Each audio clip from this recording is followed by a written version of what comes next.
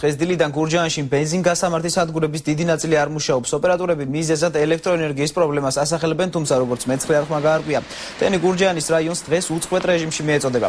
კოალიცია ქართული ოცნების გურჯაანის რაიონული ორგანიზაციის წარმომადგენლები აცხადებენ, რომ ეს არის ხელისუფლების მხრიდან მიზანმიმართული ქმედება იმისთვის, რომ აქციაზე წასვლის მსურველ მოსახლეობას გადაადგილებაში ხელი შეეშალოს.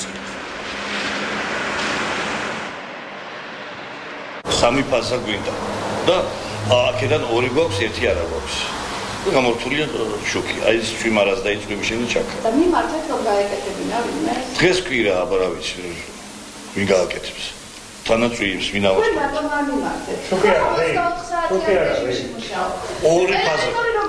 ორი ფაზა გვაქვს, კარბატონო. ორი ფაზა. ერთი ფაზა არა გვაქვს. ბენზინ-გასამართ სადგურები გამოკეტილია იმის გამო, რომ ვითომ და არ არის შუქი, არადა ამ დროს ქალაქში მთლიანად მოგეხსენებათ არის შუქი და ბენზინ-გასამართ სადგურებს არ აქვს შუქი იმის გამო, რომ მოსახლეობა არ ჩაასხა საწვავი და არ წავიდეს 9-ში 6 საათზე შეხვედრაზე.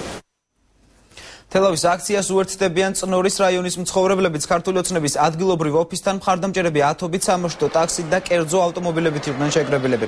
წნორის რაიონიდან აქციაზე დასასრებად მხარდამჭერთა კოლონა თელავის მიმართულებით 2 საათისთვის დაიძრა.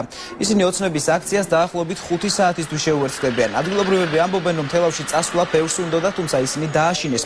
წნორში ადგილობრივ ოფისთან ფსევდო ინფოცრის ჟურნალისტებიც იყვნენ მისულები და კამერით კოალიციის მხარდამჭერებს და ავტომობილების ნომრებს აფიქსირებდნენ.